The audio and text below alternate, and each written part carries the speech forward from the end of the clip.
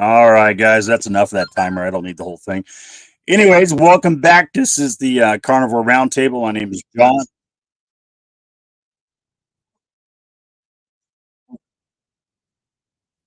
Wow, I'm getting the back feed here. Hold on a second. Oh, my bad. Left the window open. Okay, let's try this again. This is John, Carnivore Roundtable. We're here today. We got some great guests on. Anyways, we're missing John. He is probably running a little late, but we'll see where he's at on it. But anyways, let's get going here.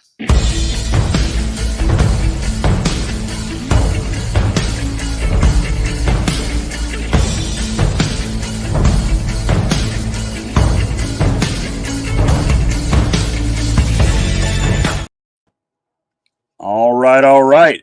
Kat, how are you doing today? I'm good. Great to be here talking about that winter weight gain. Because, I'll be storing that. I'll be storing that for later.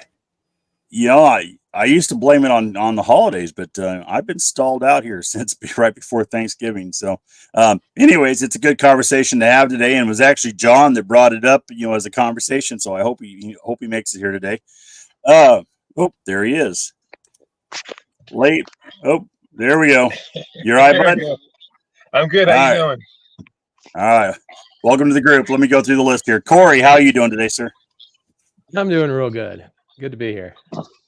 Good. Outstanding. All right, John, I take it you're mobile with your brand new truck. How are you doing today? I'm doing good. Don't have the truck yet, but I thought I would do something special for this Carnivore Roundtable. I don't know if you can see behind me. Did anybody recognize that? Lambeau Stadium. Lambeau Stadium. Yeah. I'm actually sitting in the parking lot of Lambeau, so I thought it would be kind of cool for this roundtable. Cool. Well, we appreciate you being here, bud. We're getting a few people piling in onto the stream here. We'll keep going around. Brett, how are you doing today, sir? How's the meat locker? Oh, the meat locker's good. Doing fine here. Actually, this week I lost 3 pounds. I don't know how it happened, but it happened, so I'll take it. It's a win. Cool. It's a win. All right, let's see what we got. We got John here. Good afternoon. Yep. Let's see, Richard from Copper Hill. How are you doing, sir? I'm getting a little scratchy here in my voice, so I may not be doing a lot of talking today. My voice keeps going with this cold I got. Let's see here, and then I see Callie's in here. Hey, Callie, how you doing? All right, guys. So what we're gonna talk about today is, where we're at, where we're, we've all been on the diet for different amount of times, and winter weight. John brought this conversation up. Talked to me about it, or actually posted it in a video, and I was listening to it, and I was like, that's not a bad idea. Let's talk about winter weight. So, John, since you were the one kind of spearheaded this idea, you want to start on this conversation, sir? Yeah, I will. If you'll indulge me for about 5 minutes, I'll give you the clinical research that I did, and it kind of makes sense if you think about it. So just bear with me for a few minutes. So all species, plants and animals, as we know, want to survive, right? No species wants to go extinct. So in order for our species to survive, we have to have men and women, right? The male produces one part, the woman produces another part. So and any guy that knows this, and we're all adults, but I'll be clinical. Any guy, and probably most women know this, if a guy goes in really cold water, right, or a really cold swimming pool, or you're outside and it's really cold, your testicles, which are the part that we contribute to the species, what happens to them? They get closer to your core, right? They kind of drop closer to you. Tighter. Yeah, they get a little tighter, and they can actually ascend up into your pelvic cavity like they did when you were a baby, because they're trying to stay at 98.6 degrees or as close to it as they can. Of course, when it's hot and muggy and humid, and when when it's 100 degrees outside and 90% humidity, they do the opposite. They descend. They get away from your core to try to stay at that 98.6 degree temperature. All right. It's much easier for your body to maintain 98.6 degrees when it's 100 degrees outside. You don't need as much energy. If I lay on the couch all day and don't move a single muscle, I just veg watching Carnivore Backwoods on YouTube all day on the couch, and I don't move at all, I burn about 1,900 calories. Why? Why am I burning 1,900 calories and I'm not moving at all? Because in order for your body to maintain 98.6 degrees Fahrenheit, I don't know what the Celsius is, 30 something Celsius, but 98.6 Fahrenheit, your body burns calories, right? To generate heat to keep all your systems at that pretty close to 98.6. And that's true no matter what part of the world you live in, where you're trying to maintain this 98.6. So your body is not going to voluntarily give up calories or energy in the wintertime. It knows instinctively because of 100,000 years or whatever, millions of years. It knows that in the cold, calories are less available, or we'll say energy is less available, and it's going to use more energy to keep your core temperature at 98.6. So it makes no sense from a logical standpoint for you to really lose weight or lose fat going into the coldest part of the year from an anthropological standpoint. Does that make sense? Yes, sir. Sure. Makes sense. Keeping with the we all- polar bears, I'm storing all of my fats for the winter. Yeah, it's a You're ready to survival hibernate for the mechanism, winter? so. I'm ready to hibernate. Okay. And I think women, they have to maintain their body heat as well. And if a woman is breastfeeding a child or carrying a child, which, we didn't have formula 10,000, 20,000 years ago. So a woman has to hold on to those calories so that she can survive and so that her infant or her baby can survive. So there's no reason for a female to give up excess body fat or excess energy in the coldest part of the year from an anthropological standpoint. That has to be the reason we're having such a tough time in the winter losing weight. Cool. Outstanding. All right. So here's a question for the chat. Have you found that your weight loss has slowed down, here as the cold weather has moved in? Put a comment over in the chat. We'll be looking forward. But I'm just curious because I know mine has, and I'm definitely not off diet, but I definitely have found a stall that I've been trying to work my way through. Corey, what's your thoughts? Well, I have definitely noticed it. We got back from a cruise in November and didn't do the best sticking to plan on the cruise. Came back with a little bit heavier than I was when I went on the cruise. So back It was on worth plan, it. got back to my pre-cruise weight, but then it stalled. So I've been basically sitting at the same weight within 2 pounds for probably about 3 weeks, about since Thanksgiving. Wow. What about you, Brett? Yeah, I've been pretty well stalled out most of the fall. Just kind of hovering in that 240 to 242 range. And just here recently, I've been, after our discussion last week where we had Carnivore Cure on, and he was talking about, prepping for fasting and nourishment and everything. I kind of went down that rabbit hole a little bit. And this week I started eating 3 meals a day and I lost 3 pounds. So I'm not really sure what's going on with that, but I haven't been eating as much at a time, but I've been eating 3 meals, just trying something different. And I don't know if it's just a fluke or what, but Sometimes you have to feed your body to lose weight. Yeah, and Kelly Hogan did a video recently about that on her channel. And if you're a fan of her page, it was a kind of a really great video about either are you under eating or are you overeating, and how to recognize either one of those so you can effectively make changes. So I'm kind of messing around with that a little bit. Cool. All right. What about you, Kat? Well, I think it's funny that he said that because since prior to Thanksgiving, I haven't lost any weight at all. But I do know that my body composition had changed because I have been able to wear clothes that, are much smaller than what I used to. But interestingly, I naturally do 1 meal a day, and that's not because I'm wanting to fast. I just eat when I'm hungry.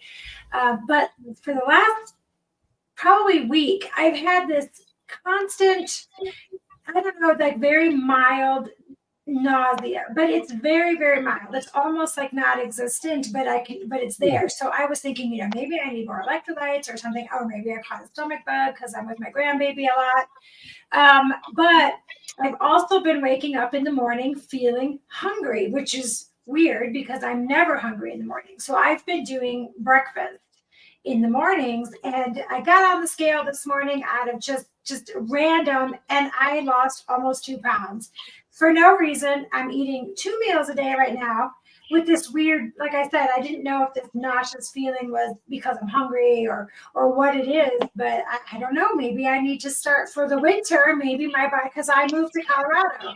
I wish I could tell you that living in a hot state was helping me lose weight, but I was huge in Texas. But maybe my body, since being here in the cold state, has decided that I need to eat twice. And once I did, I finally dropped. It's not a lot, but I mean, it's almost 2 pounds. Yeah, it's almost 2 pounds I dropped in just a few days from putting 2 meals a day in there. So I don't know, man. I don't know what's going on, but it is weird. Yeah, I got down to 265, and then I immediately shot back up to 280, and I have been struggling between 280 and 274 for basically the last 70, maybe 80 days. Yeah, about that. Actually, about 2 months. Yeah. So, it's been up and down. So like this morning, I'm on day 2 of a 48-hour fast. We'll eat tonight. I'm down to 274 this morning. So I mean, I'm moving a little bit, but yeah, it's definitely been up and down. But on the same token, like you said, clothes fit differently. The body composition is definitely changing. I'm still gaining holes on my belt. So there's things still changing, but I'm still locked up at weight. So I think anybody that's dealing with it, might find the same things going on with them. They might be struggling right now, and it's just simply winter weight. The body is designed to keep us functioning, and doesn't want us to get too skinny if it thinks we need the energy. Let's I see wonder if here. there's a correlation to it for the reduced amount of sunshine. You know how people have that seasonal affective disorder. I wonder if it is maybe somehow correlated to that. I'll have to do some research into that because it's people, the SAD, they have those issues as well in the wintertime. Oh yeah, absolutely. I mean, the changing of the clock, the time change, the days getting shorter, I'm sure has a direct effect on your body. Just like it has a direct effect on everything else. I mean, right down from the chickens I raise, cattle, they all know when winter is based by the amount of sunlight they're getting every day. Yeah, because chickens actually go back, stop laying, or almost. I mean, ours did in the wintertime because there was less sun. And you could, of course, force them to lay more by artificially putting the sun in there. But I mean, even chickens are doing it. Yeah, that's true. Yeah, We've got yeah, chickens absolutely. as well. And when I've got the light going in their coop, they lay more. So Yeah. Artificial light, and us humans live with a ton of artificial light that's constantly screwing with us. All right, so Callie says she's going to move to Arizona. Well, living in Texas didn't help me. So in Texas is like next to the sun. So I don't know. John says if your body thinks it's being started, it'll back off the throttle to preserve itself. Absolutely, I agree. Yeah. Oh, we got Christy in the house. Hey, Christy, how you doing? Yeah, Dr. Fung talks about that, where the body will throttle back. So if you're not eating enough, your body will actually slow its metabolism, because if you need, like John said, if you need that 1900 or 2000 calories just to breathe in and out and maintain your body temperature, and you're eating less than that, your body's not stupid. It will actually slow your metabolism to where, it's getting enough, where it has enough to use. And then eventually you'll get to the point, if you undereat enough, you'll get so hungry, you'll basically force yourself. Your body will force you to eat more. And that's why these exercise plans we've been told to do for decades, where you eat less, exercise more. It works for a couple weeks.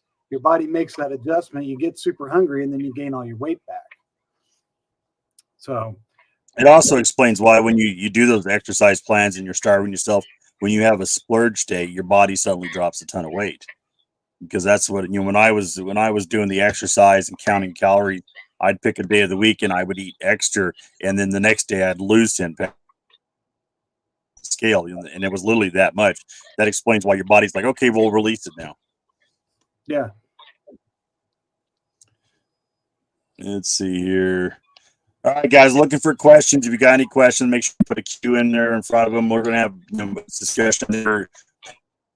Probably around, talk about some other stuff while we're here. John, you got anything else you want to throw in there? Yeah, talking about the move more, eat less. I did that about 5 years ago, and I actually dropped 100 pounds in 4 months. And I was starving myself. And it may have been longer ago. I was a huge fan of that show, The Biggest Loser. We probably all watched it at some point in time to see those miraculous things. Mm-hmm. Well, I did a little research recently, and some group picked 6, I think it was 6 or maybe 10 of the contestants from one particular season. And, it's pretty easy to measure your metabolism. Something called VO2 max. People run on the treadmills or do the exercise bike, and they got that big mask on their face with the tubes going from it. It measures the amount of carbon dioxide that you're exhaling. The byproduct of metabolism is carbon dioxide. That is human exhaust, carbon dioxide. So if you measure the CO2 in our exhaled breath, you can see how many calories we're burning. So they took this group of contestants from the show The Biggest Loser, and it didn't specify who they were or what place they got. But 6 years after the show, their metabolism still hadn't got back to normal. They went back 4 years later and found as many as they could find. And 10 years after being on the show, their metabolism still wasn't what it was before they went on the show. It really wrecked their metabolism for at least a decade.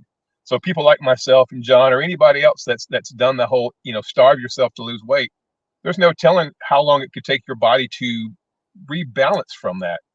I mean, these people are 10 years post show and their metabolism still hasn't caught up to where it should be. That's how damaging the whole eat less, move more movement is to us. It's terrible. One of the winners of that show died. I'll have to look that up. One of the winners of that, that lost all that weight, he ended up dying because some health issues. So I don't remember all the details to it, but I do remember that went back when I was watching that. One of those guys that got off there died shortly afterwards. I'll have to look that up here in a minute, see if I can find it. We got a question here. Hey, Charlotte, how are you doing today?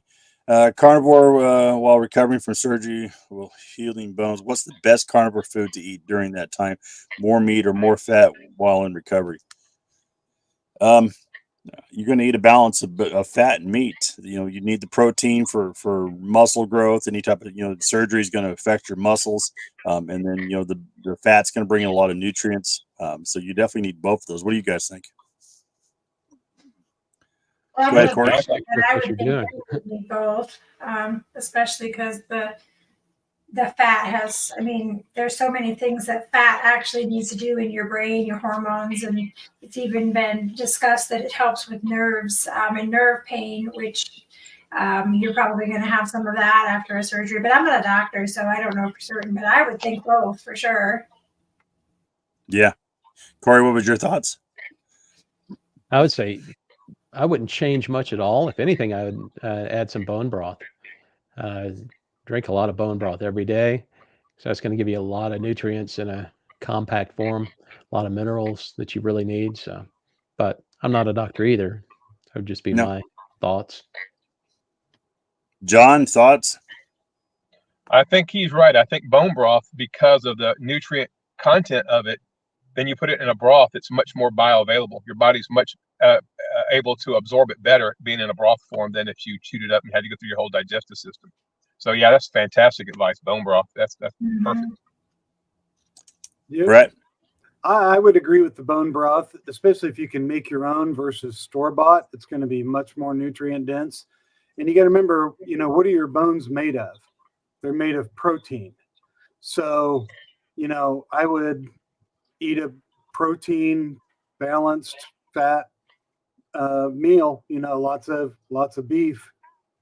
That beef is the most nutritious food that we can eat. So, I would try to have more. If you're not having a lot of beef, I would try to have more beef. And then, bone broth, either beef or chicken. Bone broth has a lot of collagen in it, which is, great for the body. And it'll definitely help you heal. Making bone broth is super easy to do. You can do it two different ways. I prefer the slower method. You put it in a crock pot. You just, what I do is you buy rib eyes with the rib in it, and when you're done eating the rib eye and you left over with that bone, I put that in a bag and keep it in the freezer until I get a bag full of them, a gallon-sized bag full of them. Put them down in the crock pot, fill it up with some water, turn it on, and let it stew for 10 to 12 hours, and it will pull all the nutrients, all the fat, all that out of there. And then what I do is then I'll put it in a big mason jar. I got some half-gallon mason jars, and I'll let it cool, and all that fat will rise to the top, and you'll skim that off, and you can use that for cooking. That's tallow, and it leaves you with just the bone broth, which is really good. You can add a little bit of salt or something to it when you heat it up. It makes a great morning coffee. It's probably really good for me if I had some right now with this cold that I'm dealing with. I wish I actually had some, but yeah, super easy to do. Lots of good videos on YouTube. Maybe that's something we'll have to put a video out on here on our channel. You can do it in the Instant Pot too, because I do mine in the Instant Pot, and I actually don't even separate my bones. I don't eat a lot of chicken as a rule, but I do eat lamb and beef and occasionally pork. And I throw all the bones in a bag in a freezer. I don't separate them, and then I throw them into the Instant Pot, and I do it that way with some Redmond salt and stuff. And it cooks for a long time, even for the intensive Instant Pot, and it comes out the same. It's just delicious. There's a million videos. I mean, even I have a video, and I'm just a beginner on my channel, so I think everybody pretty much has been making it and putting it out there. Yeah, it's good stuff. One thing I would say is, we eat a lot of eggs as carnivores. Take those eggs after you crack them, rinse them out, throw those in the bag with your bones, because you're going to have more nutrients, more minerals and such that'll leach out of those eggshells and get into that broth. Oh, I have never thought of that. That's a really Why not? good idea. I mean, You can actually heating take it down. You're just pulling the nutrients out. With that eggshells. Eggshells are pure calcium. You can take them and dry them out and put them in a food processor and grind them into a powder and put it in your coffee. It's pure calcium. It's the purest form of calcium a human can ingest. And of course, bone health, joint health, calcium plays a big part in that. But yeah, you can put them in your bone broth, or you can actually clean them out real good, dry them out, and then beat them into a powder and take a spoonful or two and put it in your coffee. You won't know that it's there, and it's 100% pure calcium. The more you know. And that little membrane inside the egg is pure collagen. Right. Yeah. Yeah, eggs are probably the most balanced thing that you can eat for all the nutrition, everything that you possibly need is actually in an egg. I think this question's at you, John. I said, Mama Cracker said, what did they do in those 10 years?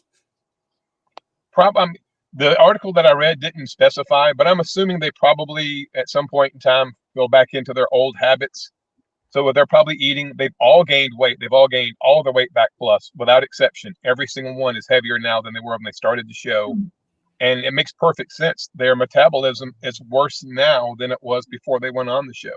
But it didn't break down what their activity level was or what their diet was. It just said they tested them doing the VO2 max. They measured their metabolism, which is really, really easy to do.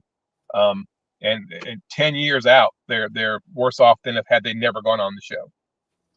That's why you never see Biggest Loser reunion shows. Yeah, because they've destroyed their metabolism.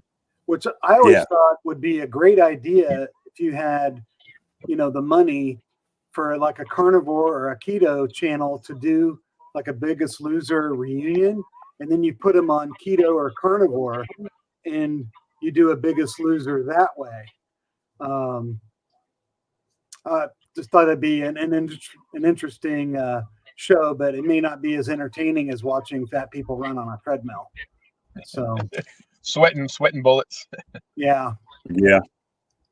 It probably wouldn't be as entertaining just people waking up eating steak every day and losing weight.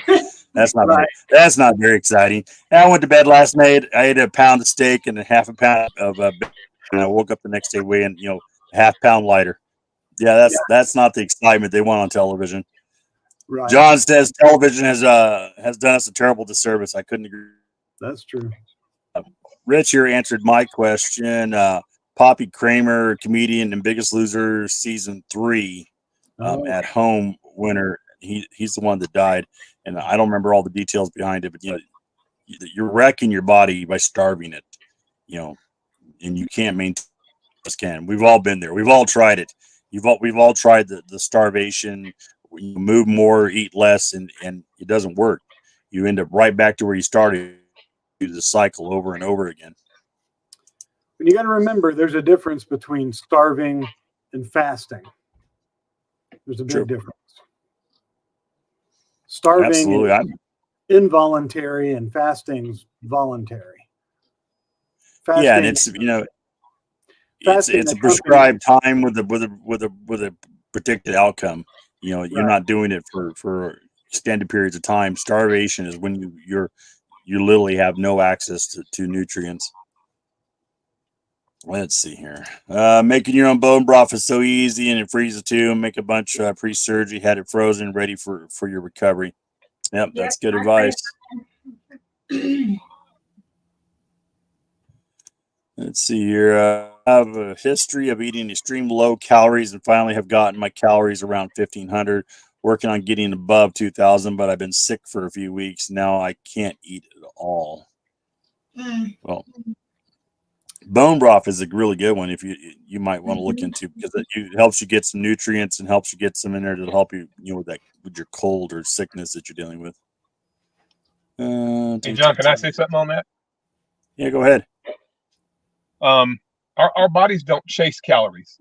There's no mechanism inside the human body to measure calories. We chase nutrients. When you have a nutrient deficient diet, you overeat because your body's saying, I don't have the nutrients I need. It signals you with leptin and ghrelin, whatever the one is, that's the hunger hormone, to go and eat more because it's searching for you to get nutrients. You can have a whole lot. Like, I have no idea how many calories I eat. It's got to be close to 5,000 or 6,000 a day here lately. I don't have any idea, but I'm getting the most nutrient dense food I've ever had. And from time to time, I may go 48, 50, 55 hours without eating because I'm not hungry. But then I'll eat like a bear for a day because there's some nutrient that's in the food that my body is longing for.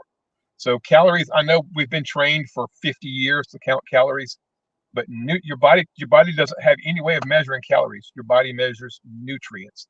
Get nutrient dense calories. Calories are a man-made term. Exactly. Yeah. The human body. Calories don't really mean anything. Yeah. What was that, Brett? The human body is not a calorimeter. No. And there's a reason why the calories in, calories out method doesn't work, and that's because the human body has a metabolism. There's a third factor in there. We have hormones and we have a metabolism. And if you want to know kind of more about that, because we could do a whole show talking about that, check out Dr. Jason Fung's videos. He really breaks it down very, very well and explains it in layman's terms on how the human body processes calories and how our metabolism and our hormones affect, what our level is and what our health is. So I would highly recommend checking out his videos. Cool. Yeah, absolutely. Yeah. Absolutely. Let's see what we got here. Come on. Why is my computer running slow? There it goes.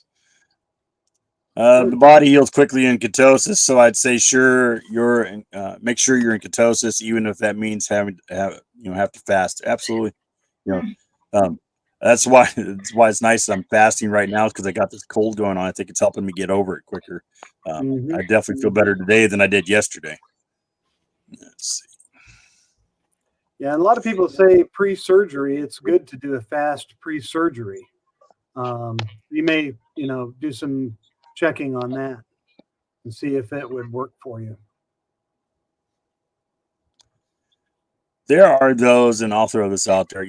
I think that the quality of my bone broth is better when I cook it in the crock pot. But that is debatable. I'm sure we can both be on both sides of that argument. But Meeting Wellness is over here beating me up for saying I like the crock pot better. But I like the quality of it. I think I get more out of it when I cook it low and slow versus hot and fast. She's got a great video on making bone broth. Does she?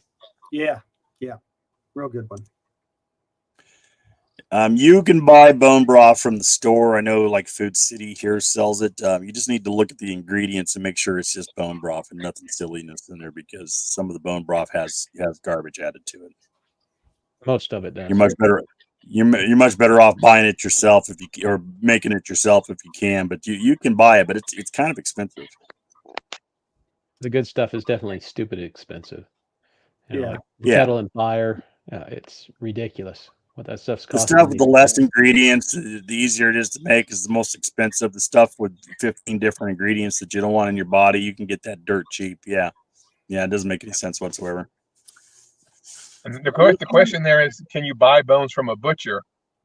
In the Charlotte area, I go to a farmer's market. Oh, I didn't read the question over. My bad. Yeah, there's a guy there, a rancher that brings this meat there and sells it. He gives me the bones. He just gives them to me. He gives me some of the fat too. The fat trimmings, he just gives them to me.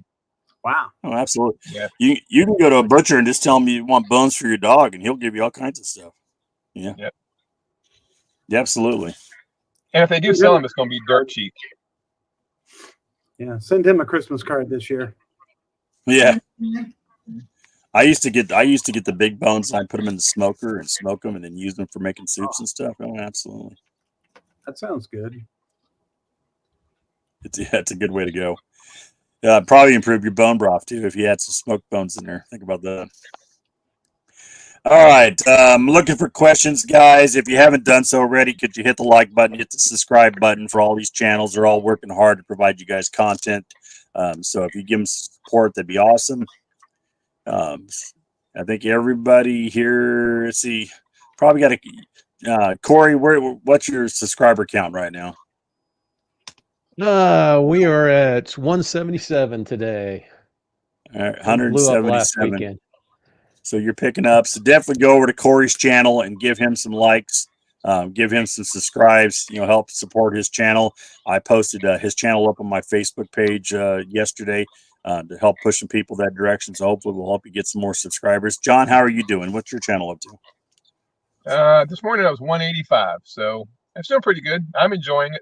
If I never get monetized, that's okay. I just really enjoy putting out content, and I'm getting some pretty awesome comments from some people that follow me. And it's funny, I'll put a video out, and within like 2 minutes, I start getting comments on it. So that's kind of cool. That's but awesome. 185 this morning.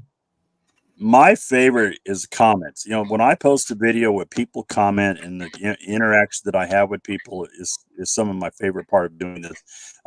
I have good conversations and chats. People reach out to me on Facebook and stuff, and those are the favorite parts of doing this. Making videos and editing and struggling to try to put some content together, it sucks. But having people reach out to you and tell their story and what's going on with them and how they've corrected their health and improved their weight loss and stuff. I love that stuff. So that's my favorite part.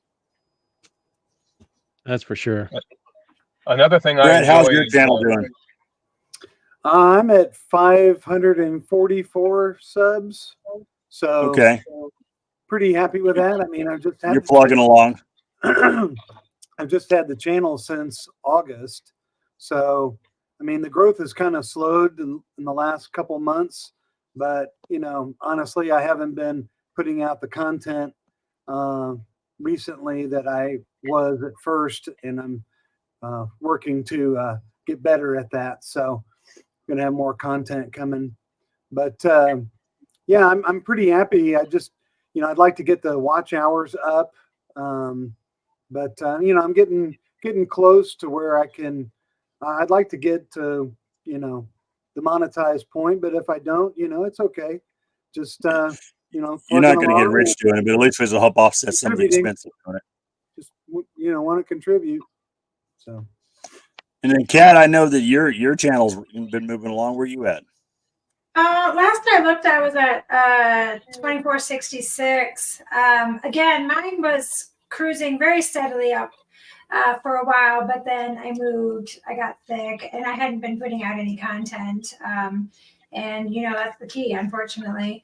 I don't do it to make money, so it's neither here nor there, I guess, for me. But it helps get your channel out there. Once you get over 1,000 subscribers, that YouTube actually puts your channel out there to more people. So it's nice to get a bigger market. Yeah, to be able to reach out and get a bigger subscription base. Mine, I think I'm at 1,200. I'm half monetized, but that hasn't counted for anything. I need about 400 more hours of watch time to get up to the point where I start getting ad revenue, which, like I said, won't amount to a hill of beans, but it'll help offset some of the expense of doing this. So that's always good. All right, guys, we are 36 minutes into this. Let's go around here to see what's going on. So, Kat, what's going on in your world? What's going on with your channel? What's on your mind? What do you want to talk about? Well, I just put out a video about budget shopping because I do most of my shopping at like Costco's and Sam's Club because I have untreatable ADHD. So I am a prolific planner. Everything I do is in books. I'm old school like that. I have to have a schedule. I have to know everything that's going on. So I already know what I'm going to eat for most of the month because I'm just like that. But I get a lot of people telling me, what if they don't have a membership to Costco or Sam's Club, they don't want to pay for that, they don't have the freezer space or that kind of money. Although to be fair, I budgeted out. It takes me a month to do it. But so I did one where you could just go to Walmart and just buy for me here in Colorado, it's under $35 a week. So I did that. I actually had just gotten my labs back. I think the last time you and I had talked, I'm getting ready to do a comparison because when I first started, my triglycerides were in the 800s. And I have my new labs back now, which look amazing. And I've only been doing it since July. So what a huge, just a boon for me. So I need to do that. I did start finally doing lives. Larry had been giving me from Carnivore Soldier grief forever saying, do your own lives. And I never wanted to because I say to this day, it amazes me that anybody even wants to hear anything that I have to say, that people come to the lives or that I don't know, it just blows my mind because I'm just a big nobody. But so I started doing lives and just started, matter of fact, Brett's going to be on this week with me. And I'm actually going to end up moving it to Sunday here coming soon by the end of December because I don't want to go over the same time that Meeting Wellness, their Lioness one is. And apparently we're both at the same time. So I'll be moving that, but I'm doing my own lives now, but I still want to be on you guys', so that's why I have to make it on a different day. And then, probably the usual what I eat in a day is people seem to like those. And I did get back into doing my measurements because you guys, I don't know if it's the same for you, but people really like to see women in their sports bras and biker shorts looking a hot mess. And for whatever reason, those are the videos that get the most traction on my channel, but people want to see it. So I'm started getting back into doing my measurement videos. And really that's just a lot of what do they call that, irons in the fire. I just have so much going on, it's hard to juggle. I don't know how people do the YouTube channels when they work full-time jobs and have families and stuff. They're just amazing robots, and I need to learn something from them. So. Hey, John, you got some background noise in the background there. Just letting you know, I muted your mic for a minute because you were coming through. Sorry about that. Yeah, I had to crank the car up. It's freezing up here. I've had the car turned off, so I had to crank it up, get the heat going a little bit. Oh, okay. Yeah, don't freeze on us while you're out there. Brett's in the meat locker, but you're in the cold. Brett looks comfortable in there. All right. Yeah. Where you at, John? Where you at right now? Me, I'm at Lambeau Field. I'm sitting in the parking lot of Lambeau Field. You're still in the parking lot of Lambeau Field. That's right. Yeah, you're in the coldest place on earth. What? My hotel's a All mile right. down the road, so I thought I'd come up here and do this from the Lambo. That'd be kind of neat, you know. So when do you get your truck? I pick it up Monday. Okay, so you're Tomorrow, you're yeah, in so there. tomorrow, yeah. You're in there till tomorrow. Okay. All right. Let's continue on here. Hey Corey, how you doing, sir? What's going on in your world? What's on your mind? Share with us. Well, we've got a very new channel. We started about 6-7 weeks ago. I guess it was mid-October. We only started on Carnivore in August, so this is pretty new for us. But our focus, and for those that don't know, most of the time I'm sitting here with Lori, my wife, and we're going back and forth talking about our experiences on the carnivore diet and things like that. So it's just kind of an adventure for us, and you were right, John. There's nothing I love more than to see comments come in and people, just commenting on the videos. Sometimes they ask questions, sometimes they give us positive feedback, and that really just means the world to us. Of course, we're not monetized. If we are, great, like you say, it can help offset some of the expenses. But we're doing this because we believe in what we're doing. We see the way it works, and we want to get the message out to more people. So growing the channel larger, the purpose of that is to have a wider reach and see more people. We came to this on a fluke. I'm driving down the road, see this van in front of me that's got all these stickers on it for YouTube channel, says my zero carb life. And I was like, oh, okay, what's that? And so just by someone doing something as simple as that brought us to this way of eating that's changed our health and improved our lives. So, And that was Kelly Hogan, right? Yeah. You were following She's Kelly Hogan the hero. around, following her bumper stickers. I was. So for all you guys out there, have you been interviewed by Kelly Hogan yet? Have you been on her channel or have you talked to her? I have not. No. I think we should all reach out and tell Kelly Hogan that she needs to reach out to Corey's channel here, and that these two need to get together and have a conversation, because she changed his life by putting a bumper sticker on her car. So if anybody is out there and happens to talk to Kelly Hogan, they should definitely plug Corey and say you need to have a conversation with him and talk. You'd be amazed how powerful this group is when they get out there and start pushing. So don't be so surprised if you get a contact. All right. Let's go down here to John. What's going on in your world? I know you're out getting a brand new Freightliner, right? Freightliner. Yep. We're going to hit back on the open road. What else is going on in your world, sir? Well, one thing I'm doing for the month of December, I saw Brian Nowicki, Wick Goes Carnivore. I don't know if you guys know him. He and then Greg Wendell that does my low carb low carb weight loss, I think it is. Well, they're talking about doing a push-up challenge. So I decided beginning of the month to see how many push-ups I could do in the month of December. And I'm happy to say this morning I did my 1,000th push-up so far. I'm trying to do 3,000 this month. Wow. And I did 100 this morning. So that gives me, actually, I've done 1,010 since December 1st. So we're working on push-ups, putting some content out about that, trying to show some of what I'm doing. And it gets kind of boring. So I've tried, putting my hands further apart, putting my feet up in a chair, different variations of push-ups, and going to try to get 3,000 in by the end of the month. And it looks like it's actually going to be relatively easy. So that's what I'm doing some push-ups, trying to stay, it's cold, especially up here. So I was in my hotel room this morning doing push-ups. So just trying to find ways to stay active and keep the muscles engaged. I don't want to be outside when it's freezing or in the snow or whatever. And trying to think, what can I do in the truck or in a hotel room or whatever to continue to keep moving and, maintain the eating way as well.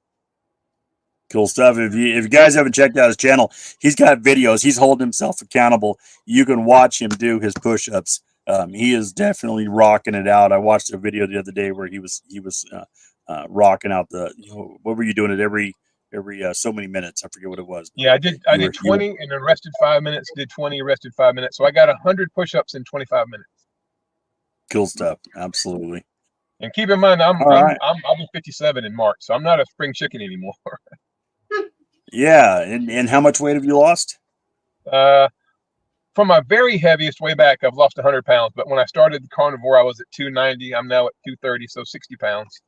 Yeah, okay. Well, let's just say at 290. How many push-ups were you doing at 290? 0. I could do Yeah. one. I might could get one. Yeah, it's because you fell down and had to push yourself back off the floor. But you know, Exactly. right. I was reaching for a You weren't cookie. doing it on purpose. In there. True. Yeah, yeah, me either. And I haven't attempted to do push-ups, but I imagine I probably could. And maybe I don't know. You guys are kind of inspiring me, but push-ups have never been my thing, so we'll know. We'll see. Maybe we'll talk about it. It's an indoor activity. Yeah, I suppose you could do it indoor or outdoor. You know, as long as you're producing enough energy, you won't get cold out there. Brett, what's going on in your world? How's the meat locker? What do you got going on? What's on your mind? Well, I'm working on scheduling some meat locker interviews. I'm going to be on some channels. I'm going to be on Kat's channel here in a couple of days, and just I'm going to have Christy from Meeting Wellness. I'm going to be on hers, and then I'm probably going to schedule a time where she could be on mine. Probably going to start setting up some dates for January and February. Just kind of get on the other side of the holidays. And this is kind of my busy time for work. You know, I run 2 small businesses, and, you know, I'm a dad, and, you know, a husband, and, you know, family and businesses and YouTube. And yeah, it's a lot. And that's kind of why it's slowed down a little bit on my YouTube stuff. But I'm pretty excited about doing the Meat Locker Lives. I think that's what I'm going to call it, Meat Locker Live. So it should be a lot of fun. Well, count me in. Let me know when you want to do one. We'll get it on the calendar. This guy's channel and this guy's channel here. So encourage everybody in the chat to make sure you're sub to everybody here. It'd be awesome. Post the links to your guys' channel. Somebody asked here. I saw. Here it is. It said, I need the links to the other 3 people on the panel. I have a sub to Carnivore Backwoods, John and Brett, Hoosier Carnivore. So you guys throw out your comments, and then I'll copy and paste them so they're on mine. And if everybody can copy and paste, it'll put them on all of our channels. All right, and we got a question here real quick.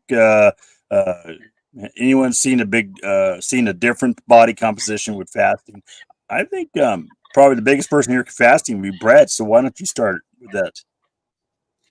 So yeah, I always, every time I do an extended fast, I notice a body composition change. It's like just everything in my body just shrinks in just a little bit more.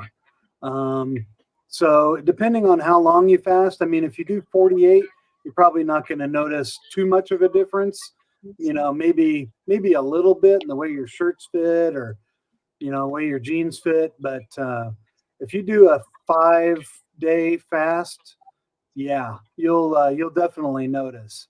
You might even go down a whole pant size. At least that's the way it is with me. I mean, everybody's different, but every time I do an extended fast, and that's kind of the way I've been losing most of my weight on carnivore. Now, I've talked about this before. I'll do a fast. I'll lose, you know, 8 or 9 pounds, and then I'll do carnivore and just maintain that. With a little fluctuation up and down. And then I'll go a couple months and I'll do another fast and lose a little, and then just maintain it. So that's kind of the way I've been able to lose weight on this way of eating. But yeah, fasting's great. It's not for everyone, and you have to work your way up to it. You know, fasting's like a muscle. You know, you got to start small and work your way up to it. And just go with how you feel. But January 1st on my channel, I'm going to do a 9-day fasting challenge.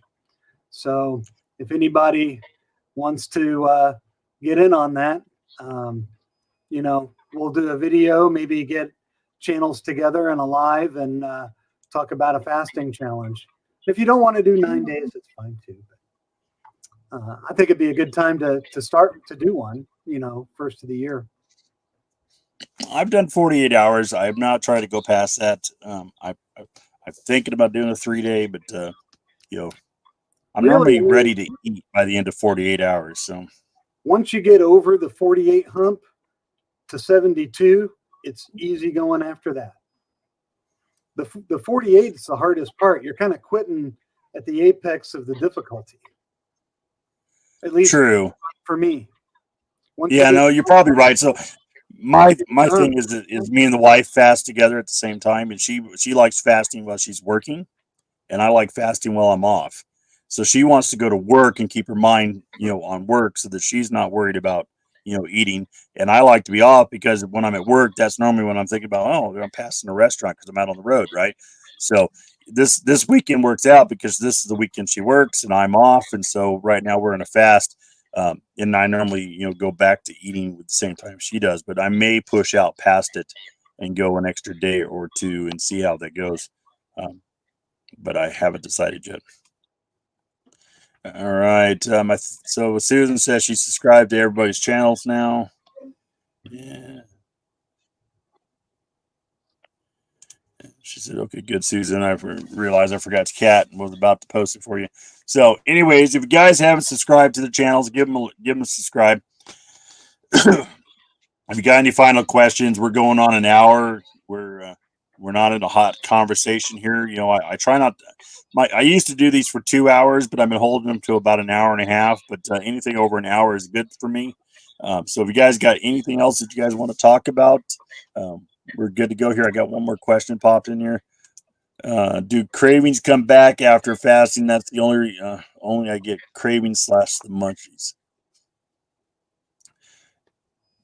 What's your thoughts, Brett? I find that my cravings go away.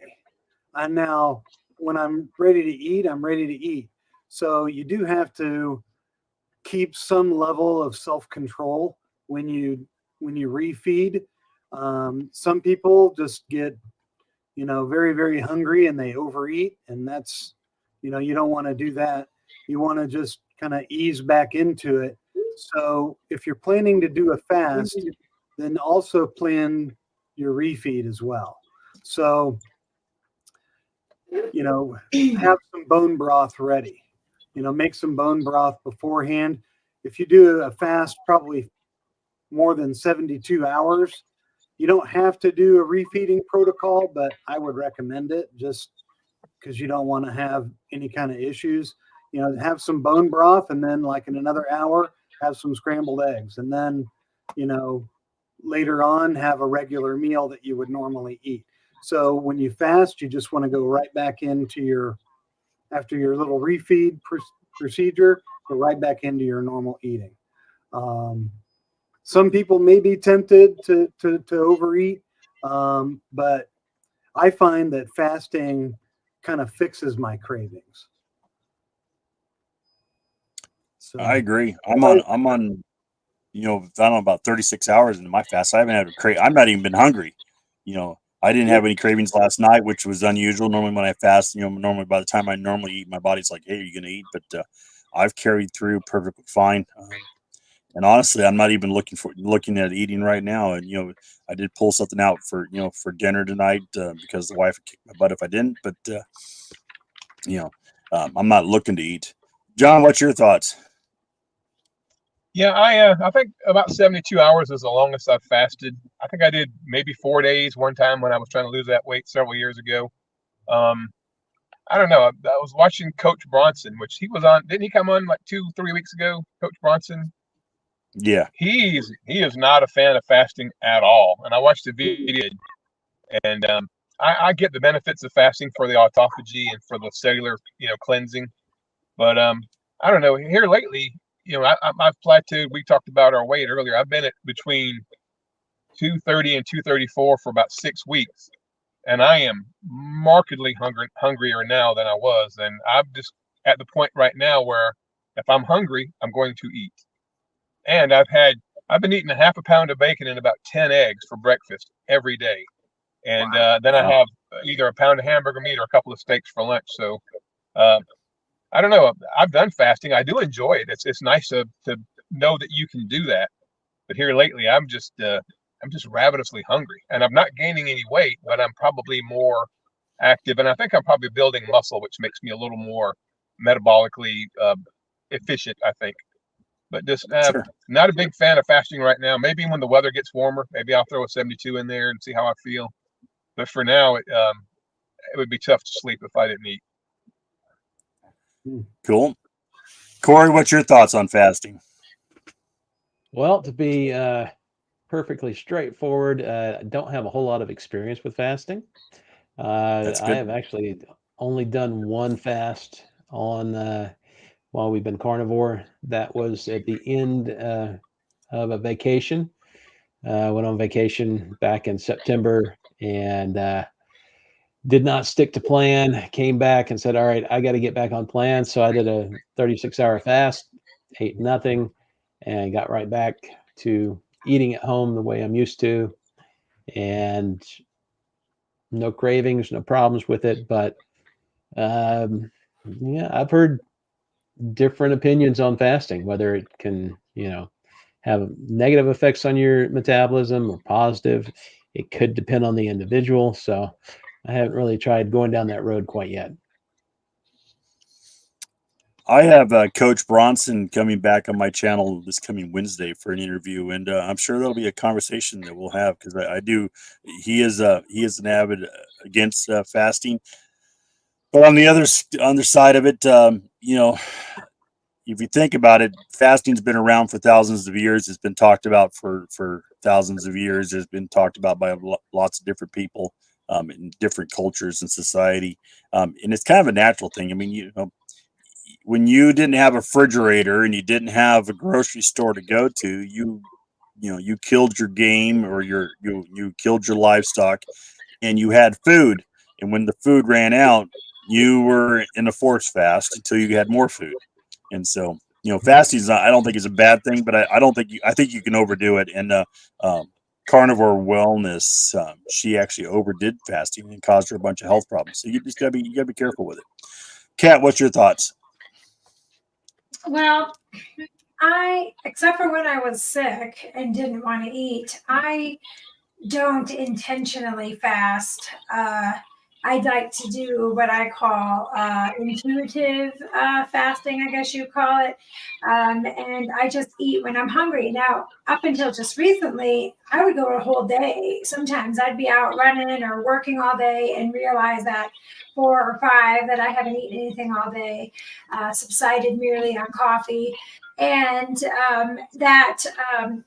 but I was never hungry. I never had a drop in energy or anything like that. So I was going all day without eating, but I don't do it intentionally. I have also had it where I realized as I was going to bed that I never ate that whole day. And then, it's 10:30 at night. I'm not going to go eat. So then I don't eat again until the next day. But again, never intentionally, always just because I wasn't hungry.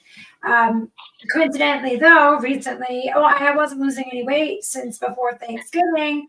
Recently, I, for some reason, started being hungry in the morning, kind of like John, where I'm trying to eat eggs and bacon, and then I have another meal later on. Don't know why, just hungry, not gaining any weight. I actually dropped almost 2 pounds. So I don't know. I just listen to my body. I just eat when I'm hungry, and I don't when I'm not. And so far, it hasn't affected anything. I'm not gaining any weight. I'm still losing. It's just slow.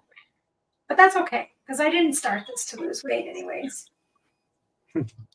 Absolutely. And I would also add in there that I would not fast unless you've been on the diet and you're fat adaptive and you've been doing this for a few months. I wouldn't do it in the beginning. Some people try to do the fasting in the beginning, and you're still trying to come off your sugar high and your cravings, and it'll cause you all kinds of issues. And I once your body adapts and it starts burning fat, then you get a more steady flow of energy. Fasting is much easier. If you try to do it when you're still addicted to sugar, you will struggle with just try to get a few hours without eating versus trying to get a few days. And then you're going to go eat that whole bag of Hershey's Kisses because that's Binge. James says he's a big fan. Thank you for sharing your journey, Kat. Absolutely. And then I only fast after supper until about 1 p.m. the next day. Intermittent fasting, doing this for 5 years now. Yeah, Yeah. 1 meal a day is a form of fasting. Skipping a day and doing 48 is a form of fasting. And then you get hardcore when you start pushing it out to 72 or beyond. But yeah, there's definite benefits. I feel the difference after fasting for just 48 hours. And I only do it every other week or so. I'll do a 48-hour fast. Most of the time I'm doing 1 meal a day. But like everybody else has said here, I've had, a craving to eat. And so I've been eating a couple meals a day here for the last several weeks. It just depends on what the body wants is what I'm going to give it. And I wonder if All that's right, related guys. to wintertime. All of us seem like we're eating more. Cat, you, myself. I'm eating more than I was. I wonder if that's to get back to the very beginning topic, because it's wintertime and we're instinctively putting in more calories, more nutrition. I bet Absolutely. for sure. All right, guys. I appreciate all you guys and your time. We've been going for an hour. I'm going to go around here for final thoughts, and then we're going to close this down for the week. Next weekend, I got Dr. Lisa Wiedemann on the Carnivore Roundtable. So make sure you guys check in for that, because we're going to have the doctor in the house, and we're going to be having some good conversations. I'm looking forward to that.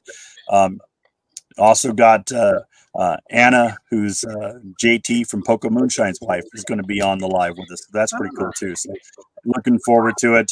John, you're going to be there, and it's good. Yeah, trying to think of who's all going to be there. But anyways, it's going to be a good conversation, and I'm looking forward to it. So definitely check that out. I'm also interviewing Coach Bronson Wednesday, and I think I'm interviewing Aaliyah Wells on Thursday. So I got a couple live videos coming out this week. And then I got Meeting Wellness. I think we pushed it back to the end of the month. We're going to do a live together. And if I haven't had you one-on-one on my channel, reach out to me and let's talk about it. If you got a channel going out there and we haven't done a one-on-one live yet, let's get together and plan something. All right, let's start from the bottom and work up, so I'm not picking on people. Brett, final thoughts, sir. Well, just wrapping up the end of the year. I recently had 2 extended family members pass away in the last week. So, with Christmas and everything coming up, if there's anybody in your family you haven't talked to in a while, reach out. This is a great time of year to try to reconnect with family or friends or whoever. We're only here for so long, and try to make those connections with people. It's important. Absolutely. All right, John, what's your final thoughts? Final thoughts as we prepare to wind down 2023. I'm just very thankful that I found, first and foremost, the carnivore way of eating, but maybe even more importantly, the carnivore community. I've been welcomed into this community, and it's been, I'm like I say, almost 57, and I've never experienced this much of a welcome and feeling part of a family so quickly.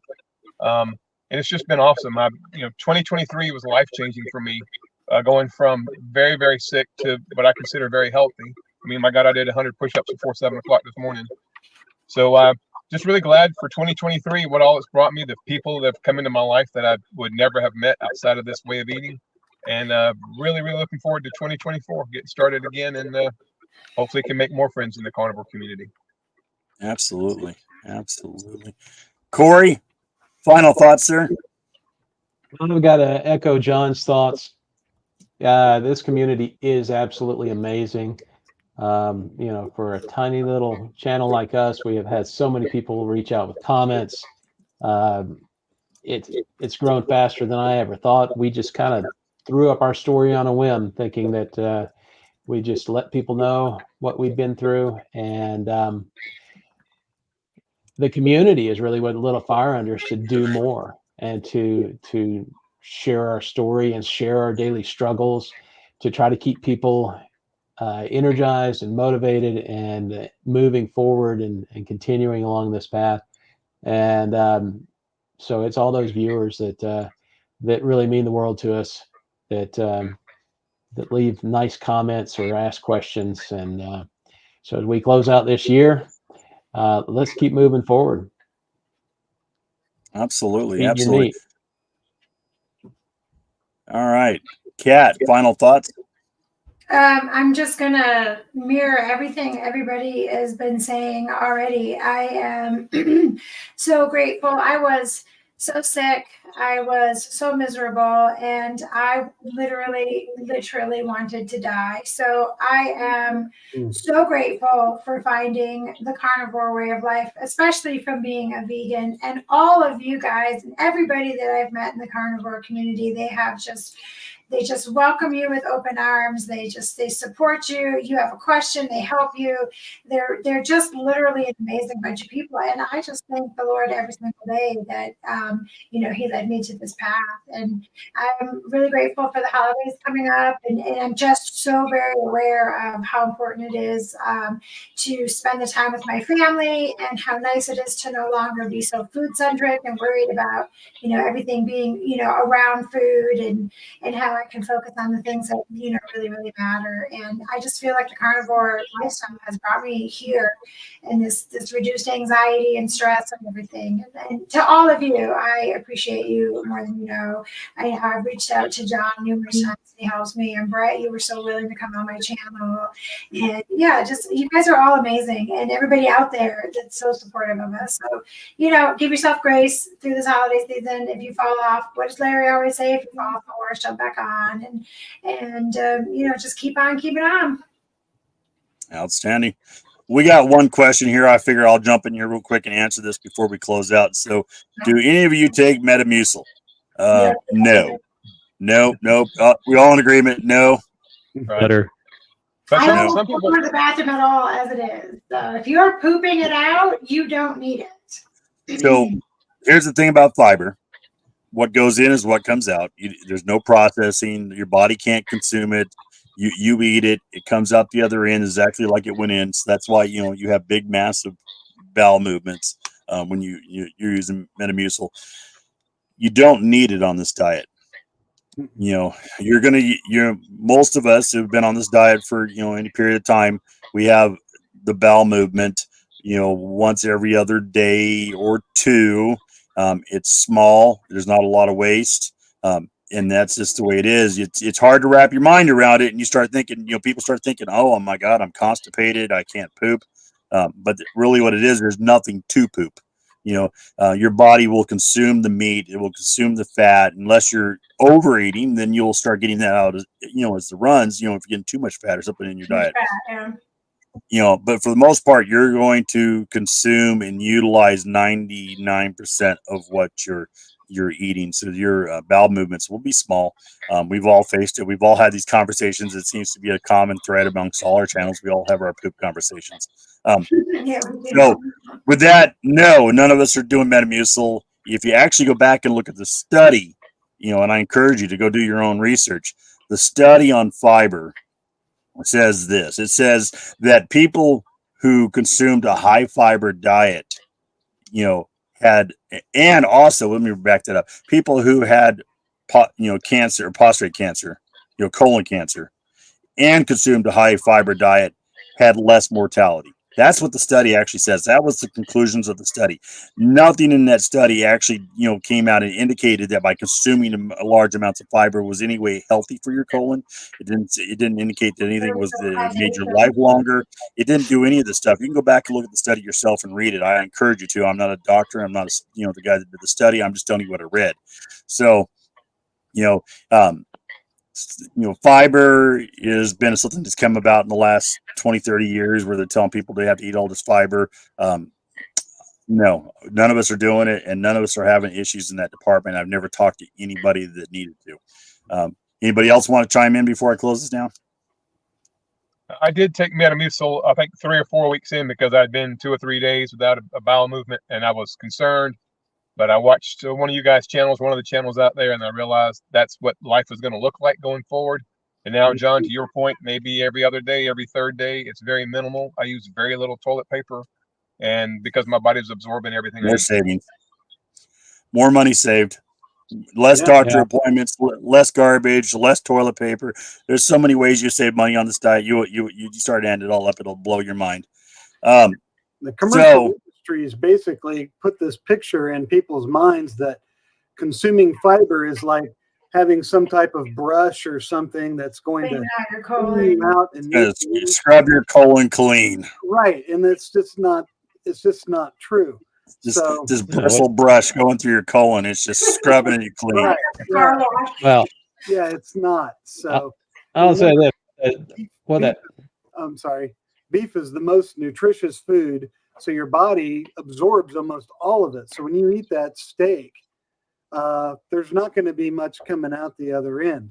So, I've told my wife, I said I could buy, if I lived by myself, I could buy a 12-pack of toilet paper and it would last me an entire year. I would use probably one roll in 1 month because, I go like every 3 days. Yeah, me too. And it's like a 1 or 2 wipe easy cleanup, deal. So, yeah. And all I can say is if you have your doubts, just give it a try. Give it a try. I will say this, and we'll get to Corey. He wants to talk here, but Corey's dying to talk about food. yeah, we've all got excited talking about poop. But the big thing is if you are constipated, magnesium will help you get moving. Fat will help you get moving. Magnesium will help you get moving. That only happens right in the beginning of the diet. Normally, once you're fat adaptive and in your body's transition, you won't have those issues anymore. So I have seen people who got a little backed up within the first few weeks of being on the diet, but normally once you get going, it's good for you. Corey, you were going to say, sir? Yeah, I was going to say what fiber actually does is it irritates your intestinal lining. It irritates it to the point where it produces mucus, which helps things slide through. Along with that, I've seen every vegetable under the sun in the toilet. I've never seen a chunk of steak. True. Nope. We've all been there with corn. So, yep. Yeah. All right. I'm looking through here real quick. We've delved off into the poop subject probably long enough. I think everybody can agree that we're not eating or consuming Metamucil or any type of fiber in our diet. Yeah. Roto-Rooter. Yeah. So anyways, guys, we appreciate you. Check out next Sunday's live stream, Carnivore Roundtable. We're going to have Dr. Weedman on here. Looking forward to it. It should be a good one. And, I appreciate you guys, and we'll catch you on the next one.